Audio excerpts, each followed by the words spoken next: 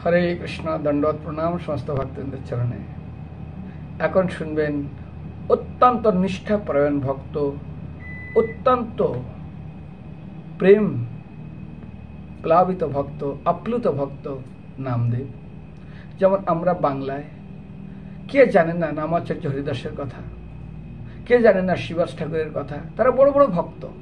ঠিক যদি আপনি কোনোদিন মহারাষ্ট্র যান, তুকারাম, জ্ঞানদেব, নামদেব, জনাবাই, শঙ্কুবাই, চোখামেলা, এইরকম বড় বড় ভক্ত হয়। যান রাজস্থানে যান, সেখানে দেখবেন মীরাবাই, মানসিংহ, রাঠোর, তারপরে এরকম বড় বড় রাজা, এরা বড় বড় ভক্ত হয়েছেন। আর তাদের নাম এখনো পর্যন্ত, কাল তো সব কিছু গ্রাস করেছে, কিন্তু এদানাদের নাম তো গ্রাস করেনি।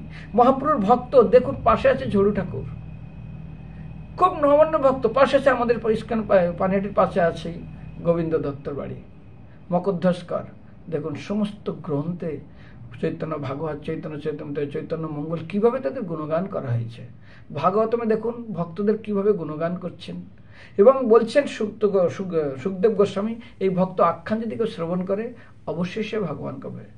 সুতে তার শুদ্ধ মানে অর্চিত করে চেষ্টিতম। যদি সিদ্ধ ভক্ত, ভগবানের ভক্তের কেউ চরিত্র শ্রবণ করে, ভগবান অত্যন্ত প্রিয় হয়।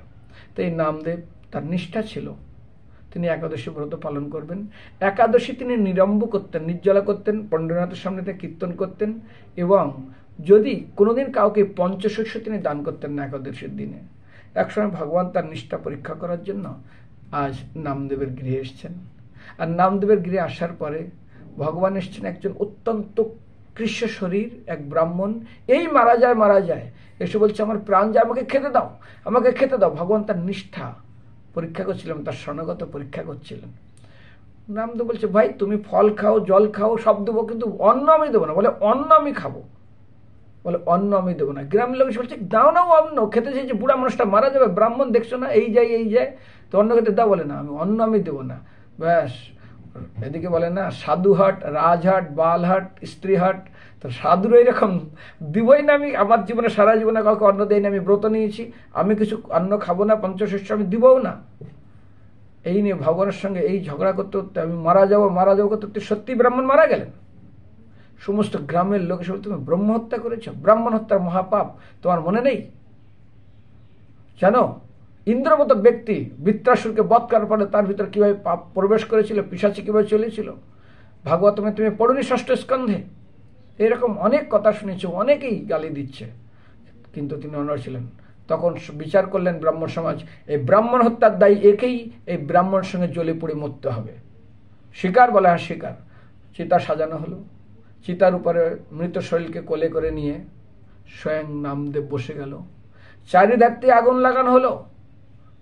নামদেবের কারণে, ভাই আমি যা বিচার হবে, কিন্তু অন্ন আমি দেবো না। যে মারা গেছে তার নিষ্ঠা, ভগবান আমাকে রক্ষা করবে, আমি ভগবানের শরণাগত, আমার ব্রত আমি রক্ষা করেছি, ভগবান আমাকে রক্ষা করবে। ধর্ম রক্ষতি রক্ষতঃ। ব্যাস, আগুন দাউ দাউ করে জ্বলে উঠছে, চারিধারে আগুন জ্বলে আসছে। হঠাৎ ভগবান কি করছে, সে ব্রাহ্মণ বেশে এসে নিজের রূপ ধারণ করে নামদেবকে নিয়ে এক লাফ দিয়ে তিনি আগুনের বাইরে চলে এসছে। আর কেউ দেখছে না, কিন্তু নামদেব দেখছে ভগবান বিঠ্ঠলকে, আচ্ছা পাণ্ডুরঙ্গাকে। তো ভগবান পরীক্ষা নেয় ভক্তের শরণাগতর। দেখি তো এ কেমন শরণাগত, এর নিষ্ঠা কতটা।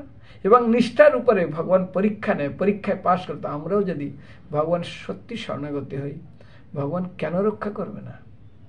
অবশ্যই রক্ষা করবে। হরে কৃষ্ণ।